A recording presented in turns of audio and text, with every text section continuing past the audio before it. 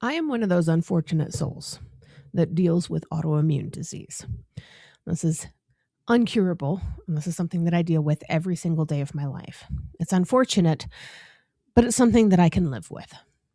There are some diseases that kill. There's some diseases that scar. Mine are invisible. And then there's those diseases that become so terrifying and so ordinary, and yet so woven into everyday life that people begin to speak of them almost the way they speak of the bad weather. Smallpox was one of those. For centuries, it moved through cities and villages with a kind of merciless familiarity. It struck down kings and beggars, infants and grandparents, the rich and the best linens, and the poor and whatever happened to be wearing at the time that their fever began. It came with vomiting, pain, weakness, heat in the way of fevers, and then it covered the body in eruptions that turned into blisters, then pustules, then hard scabs. And if it didn't kill you outright, it often left you marked forever. Faces were changed. Eyes were blinded and destroyed and ruined. Lives were split in two different parts. There was before the smallpox and after it. It's hard for us to imagine now, in the world where the disease is gone, to really fully understand what it meant to live with something like that, always waiting in the crowd. And yet on May 14th of 1796, in rural England, one doctor looked at this old horror and decided not to merely treat it, not to merely fear it, but he wanted to try to outwit it. That doctor was Edward Jenner. And what makes his story so extraordinary is that it did not begin with a giant laboratory or some grand government project or a glittering scientific machine. It began with observation, with country gossip, with dairy work and milkmaids and sore hands and the stubborn feeling that perhaps inside one disease was the shield against another. And that sounds almost absurd when you first hear it. It sounds like one of those old stories that should end with someone shaking their head and saying, well, that was a mad idea. But instead, it became the foundation of one of the greatest medical breakthroughs in human history. A killer that had tormented humanity for centuries was about to meet an enemy it never saw coming. And yes, strangely enough, that enemy had something to do with cows. But before we get to Jenner, we need to sit for a moment with smallpox itself, because without understanding the sheer scale of this terror, the daring of what happened in 1796 kind of loses some of its punch.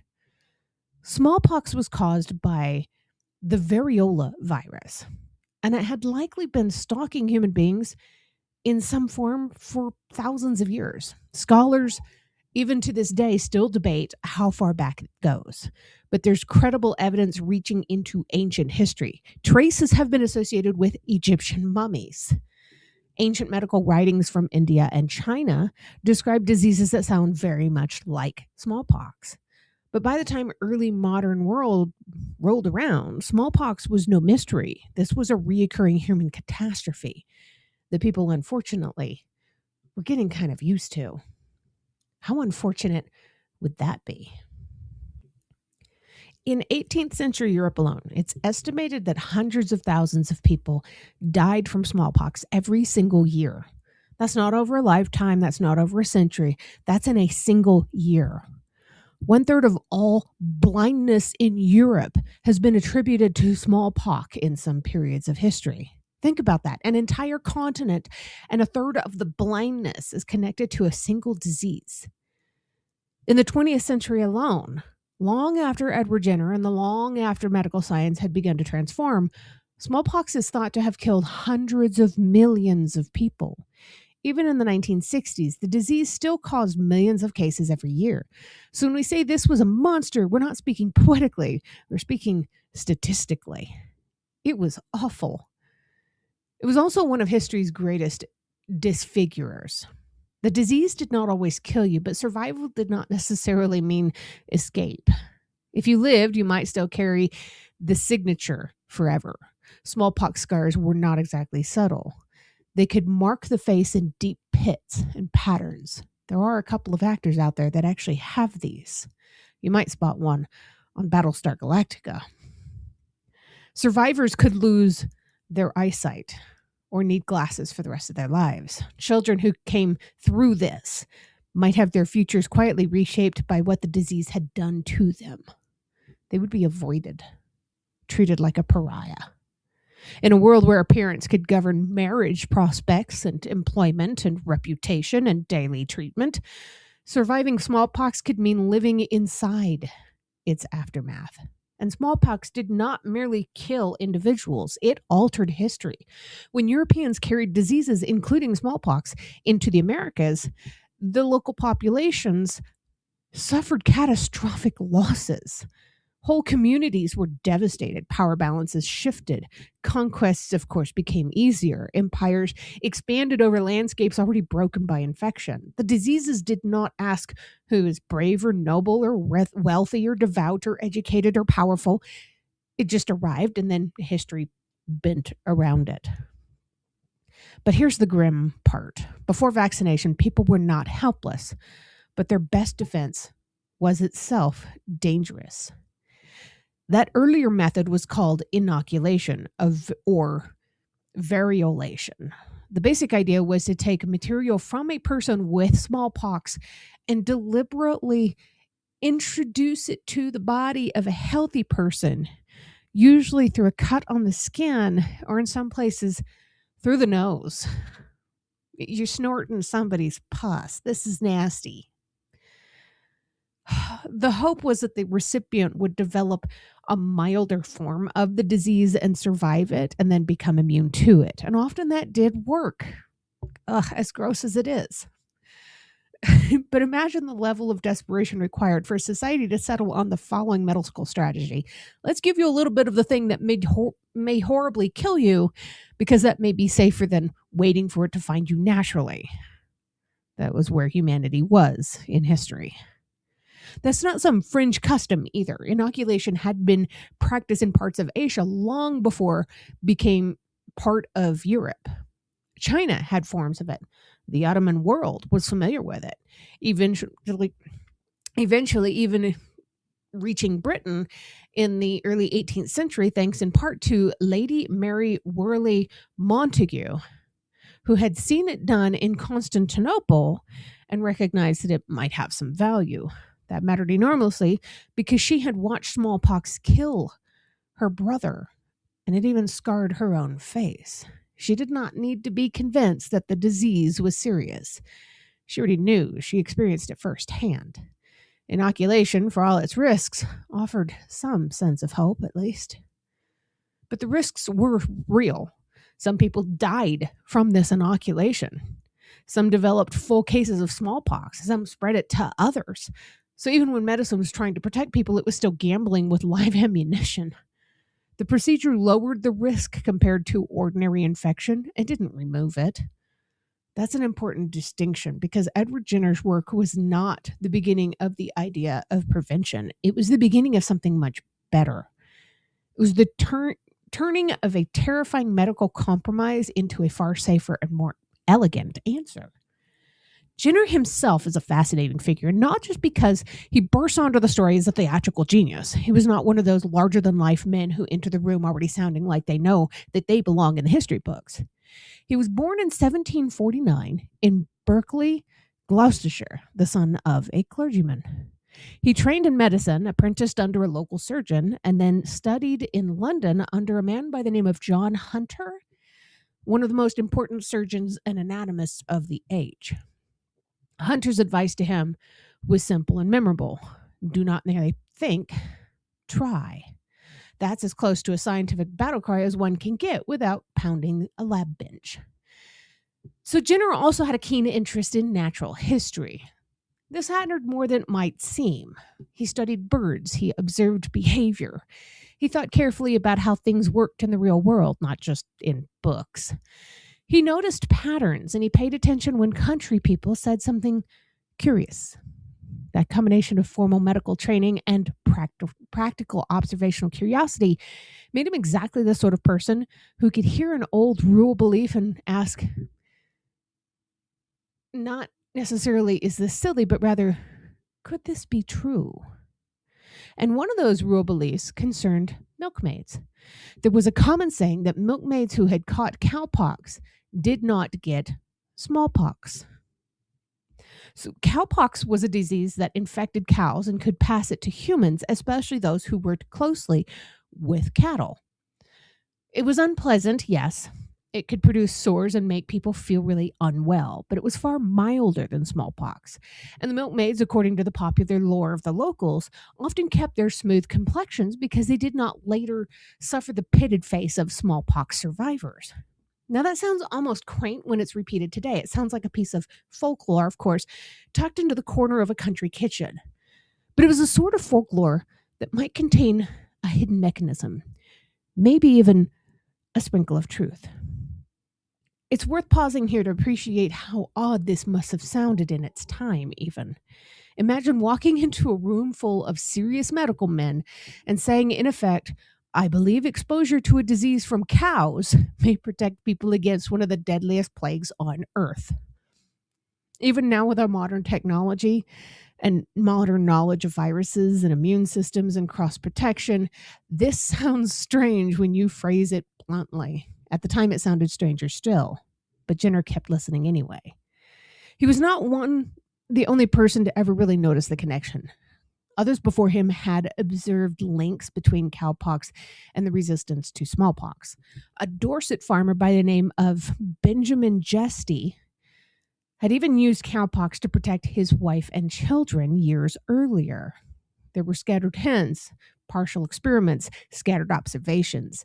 But what Jenner did was organize the idea, test it, document it, and then prove it in a way that could not be ignored for the future. And that distinction is important. History often remembers not the first person to glimpse at a truth, but the first person who demonstrates it clearly enough to change the world. And that brings us to May 14th of 1796. The star of this episode is not just Jenner.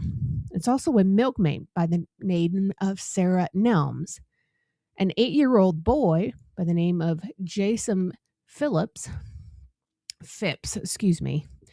and a cow named Blossom. There's something almost comically pastoral about those details, which makes the outcome even more astonishing.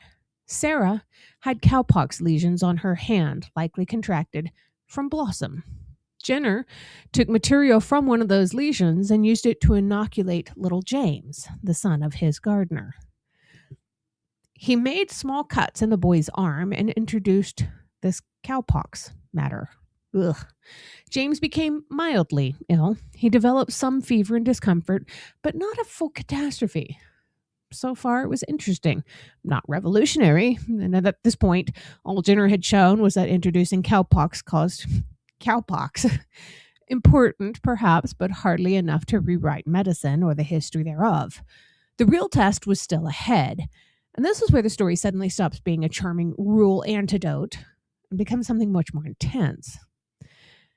Because the shocking part is that Jenner later deliberately exposed James Phipps to smallpox itself. Whew. Now, we tend to imagine the birth of vaccination as this calm and enlightened moment where science steps in and improves the human condition. In a broad sense, some of them, yes, that is true.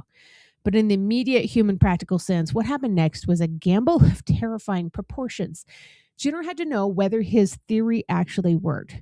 The only way in a world that he inhabited to prove that protection against smallpox was to challenge the boy with smallpox. He was just a boy.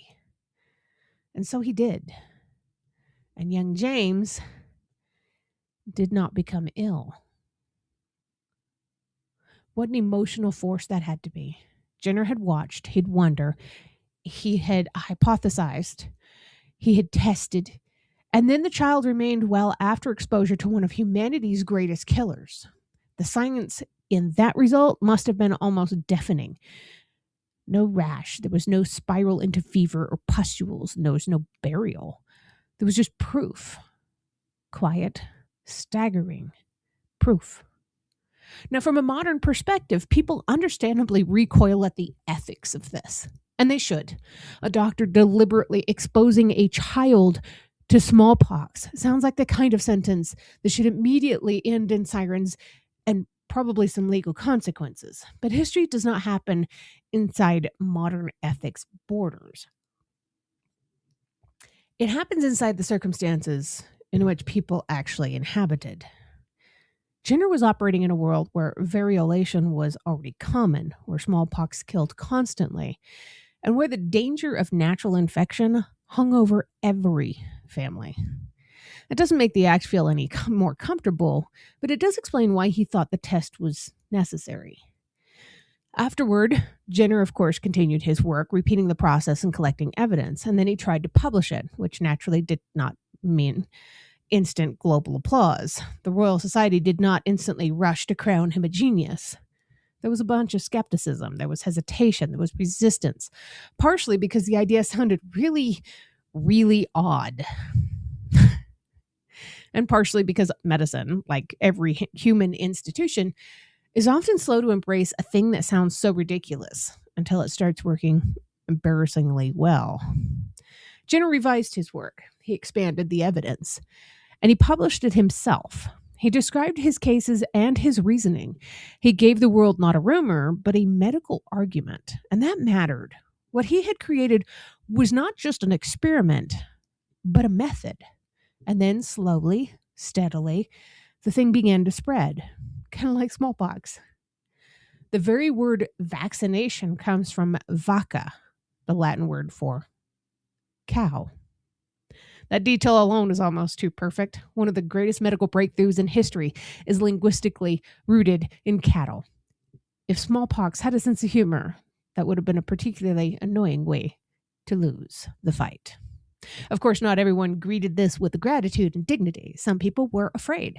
Some mocked the idea. Some genuinely believed that introducing cowpox into the body might somehow make people part cow. Caricatures appeared showing vaccinated individuals sprouting rather bovine features. This is one of those moments in history that should comfort anyone who thinks irrational panic around medicine is a modern invention. I promise you, it is not. Human beings have always been very good at meeting new science with a combination of confusion, suspicion, and remarkably creative nonsense. Still, evidence has a way of wearing people down. Vaccination was safer than variolation. It did not involve giving people actual smallpox. That's a huge bonus. It offered protection without the same level of risk. So governments took notice. Armies took notice. Even physicians took notice. Even Napoleon, who was not exactly in the business of sentimental praise for British country doctors, even he admired Jenner's work. At Jenner's request, Napoleon reportedly released British prisoners of war over this. That's a remarkable little side note. Imagine being so medically important that even a man who would rather not be impressed by you still ends up doing favors in your honor just because of who you are and what you've done. The discovery traveled fast. It crossed Europe. It reached the Americas. It was shared and carried to the colonies. It became the basis for vaccination campaigns. The Spanish Balmis expedition is one of the most astonishing chapters in history. The Spanish crown organized an effort to carry the vaccine across the Atlantic and into its overseas territories. And because refrigeration did not exist, the vaccine had to be kept alive from person to person, passed along a chain of children who carried the cowpox material in their bodies. If you want a reminder that the history of medicine can be both heroic and logistically bizarre, there it is. An empire trying to outrun disease by using a living human relay chain of immunity. In Britain, support grew. Parliament rewarded Jenner financially. Institutions were formed to promote the vaccination. Over time, inoculation with smallpox itself began to be replaced by vaccination with cowpox. And this is where the deeper significance of Jenner's work becomes clear. He did not simply improve treatment. He changed the relationship between humanity and one of its oldest enemies. Prevention no longer had to involve flirting so closely with the disease itself. And yet, as important as Jenner was, the story does not end there in 1796 or 1800 or even 1823 when Jenner died. If anything, his death shows how long the arc of this story really is. Jenner lived to see the vaccination spread, to see his work recognized, to see the tide turning. But he did not live to see smallpox gone, not even close. The disease remained a global killer for generations after him. And this is how human victories work. The breakthrough moment gets one name and one date, but the actual triumph belongs to countless people across the decades. That later phase is worth lingering over, too, because it's easy to flatten history into Jenner did a thing and then smallpox vanished. It did not. Smallpox remained entrenched in many parts of the world. It continued killing on a monstrous scale through the 19th and well, even into the 20th century. It was still around when I was born. Vaccination campaigns expanded unevenly. Some states made vaccination compulsory. Others lagged. Some populations just accepted it. Others resisted. Access varied, enforcement varied, quality varied. Disease, especially this one, does not care whether your law was properly drafted or your public health logistics are feeling overworked this week. But gradually over time, the balance shifted. In parts of Europe and North America, vaccination pushed smallpox back. Cases dropped. Outbreaks became less frequent. Still, the diseases remained a major problem elsewhere. The 20th century, which we often imagine as medically advanced from the start, still saw smallpox raging in many regions. In 1967, the World Health Organization estimated there were still around 15 million cases every year. That number is a useful slap in the face for anyone tempted to imagine eradication as inevitable. It was not inevitable. It had to be done. The global eradication campaign that finally crushed smallpox is one of the greatest cooperative achievements in human history. Surveillance teams tracked outbreaks. Vaccinators moved quickly. Cases were isolated. Ring vaccinations were used to contain spread by vaccinating everyone around identified infections. It was not glamorous. It was exhausting, detailed, repetitive, and deeply human work. Field teams in villages, laboratories, health officials, transport workers, local guides, translators, community leaders, nurses, doctors, countless others. All of these people worked together to take Jenner's initial principle and turn it into a global weapon. There were immense obstacles. War zones, refugee movements, poor infrastructure, distrust, hate, distance, bureaucracy. But the campaign kept moving. And by 1975, the last known naturally occurring case of the severe form variola major had been identified in Bangladesh in a little girl named Rama Banu. By 1977, the last naturally occurring case of variola minor was identified in Somalia in Ali Mau Malin.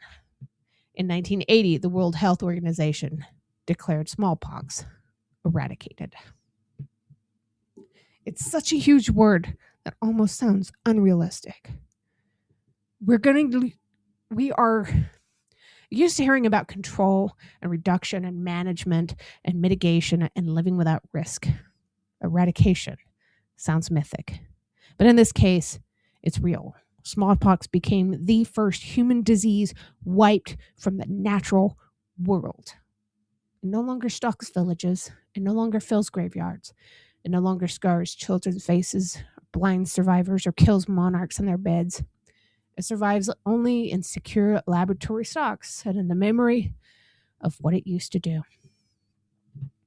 All thanks to one brilliant doctor. But there's one more irony in all of this that deserves a little smile, even in a story this grim. Smallpox had been spending centuries making humanity kneel. It had commanded fear from emperors, peasants, armies, mothers, doctors, and priests. It made itself one of the central facts of human existence. And in the end, one of the first decisive blows against it came from dairy lore and a cow named Blossom. History has a wicked sense of humor. Sometimes the giant falls because somebody notices the tiniest hinge on the door.